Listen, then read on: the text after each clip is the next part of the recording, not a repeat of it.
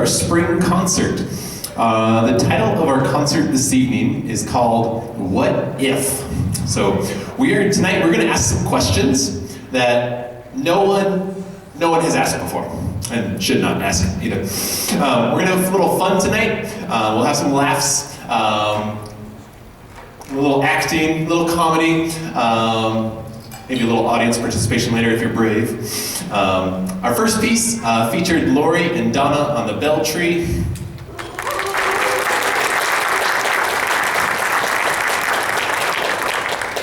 And the rest of the bell choir accompany on our chimes. So our first what if question was, instead of playing them like we normally do, ringing, two-handed, what if you hung them up and they continued ringing like they used to?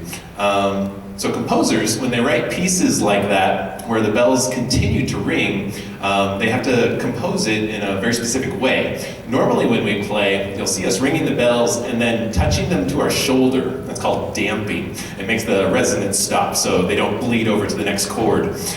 So when a composer writes a song for their bell tree, where they keep ringing, they can do it two ways. Number one, they can tell the ringers to touch the bells and make them stop ringing.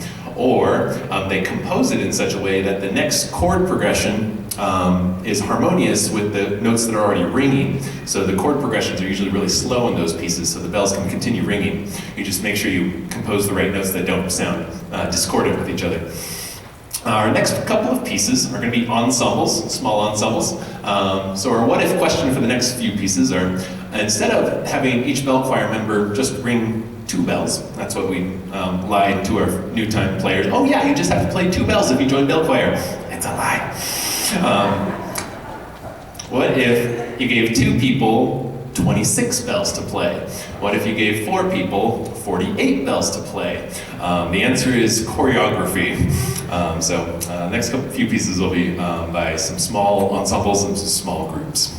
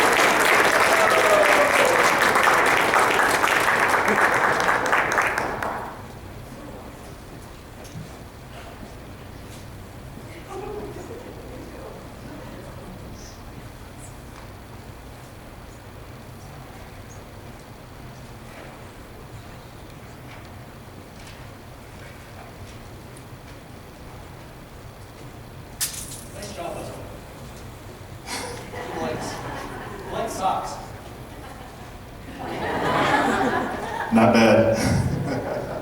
How long have you been playing handbell? 26 years. With this choir. I did play in high school too.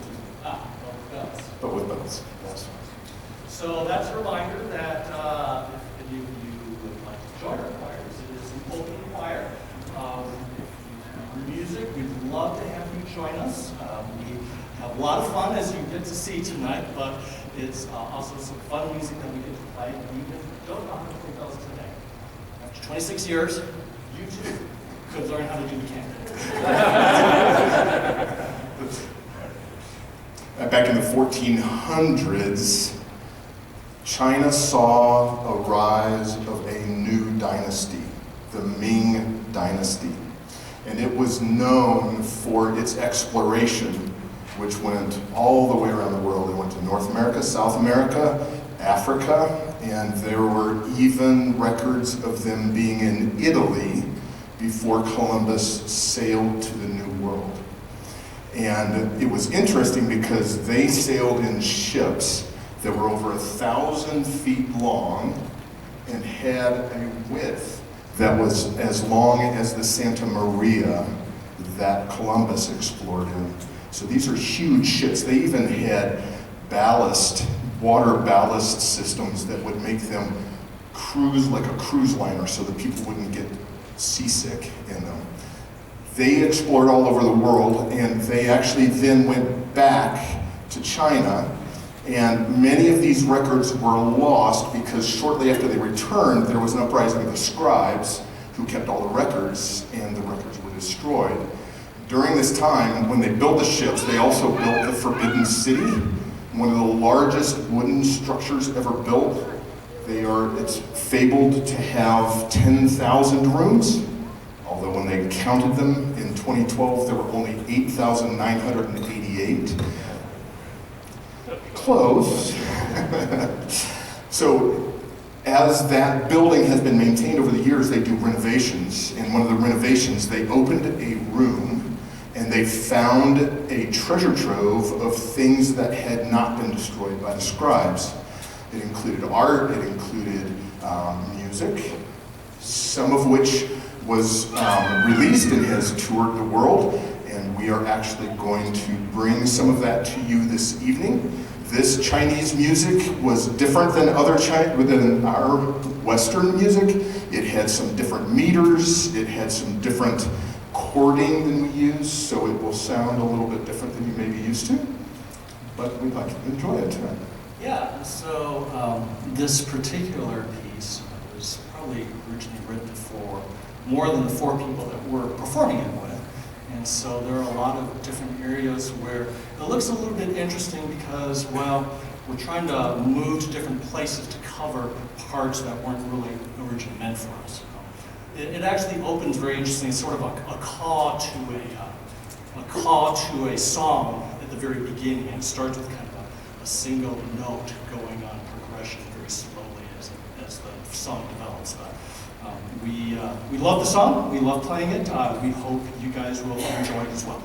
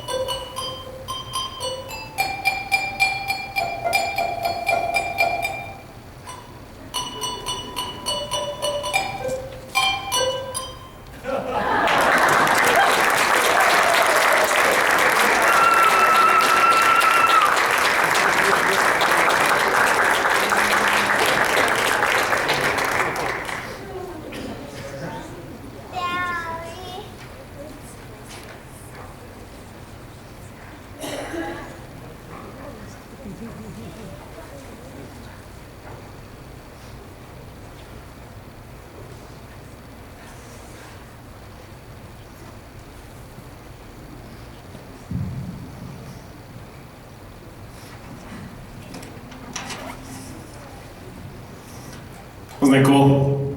Yeah. Very fun. So our first piece was by Linda and Clayton Tong. They were playing the can for you. A lot more choreography than we first expected when they told us we were playing this song. The second piece was not, in fact, an ancient transcription from the Ming Dynasty, but actually chopsticks. And joining Linda and Clayton was John and Caroline Draper.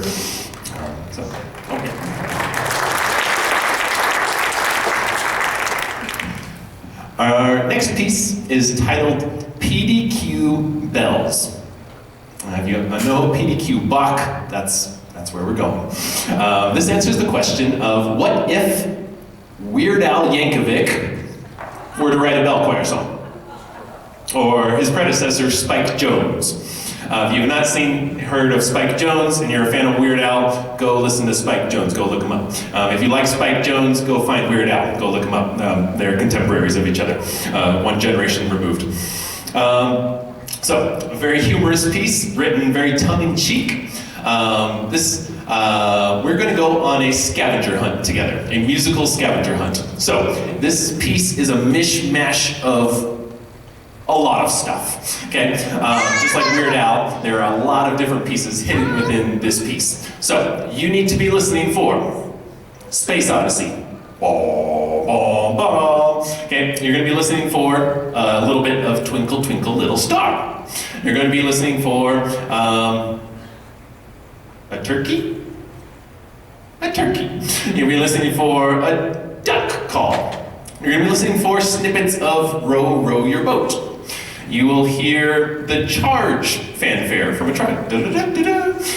You'll be listening for the William Tell Overture. You'll be listening for another snippet of Twinkle Twinkle Little Star. There are two of them, find both. You'll be listening for somebody playing Nanny Nanny Boo Boo.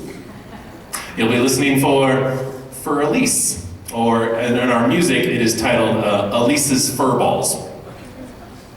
You're going to hear the beginning of a Philip Sousa march. You're going to, and near the end of the piece, you're going to hear just about every classical thematic ending conceivable. So back to back to back to back, and then once you think we're done, we'll play a few more. The ending doesn't stop. So our next piece is titled PDQ Bells.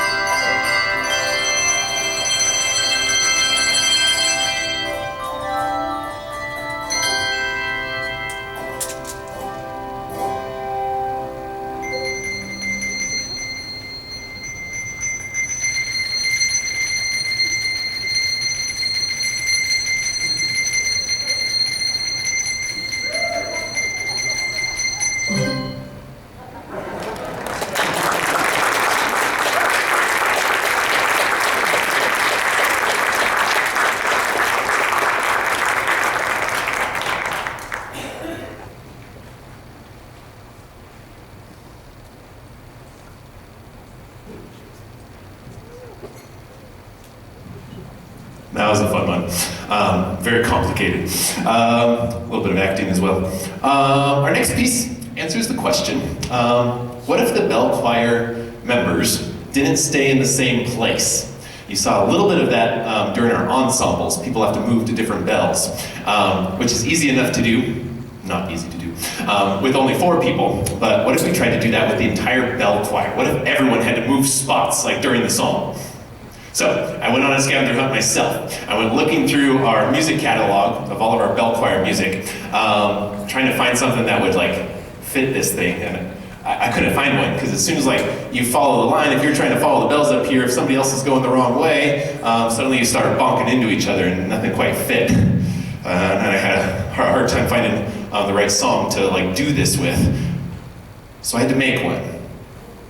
So the next piece is a piece I arranged titled "Row Your Boat in a Circle."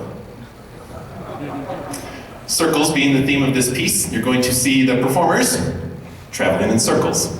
The music is also going to be traveling in a circle. This is done in a canon or a round. A round, musically, is when one person or group begins playing a piece or song, and then a second person or group starts a few beats later, a few measures later, playing the exact same thing.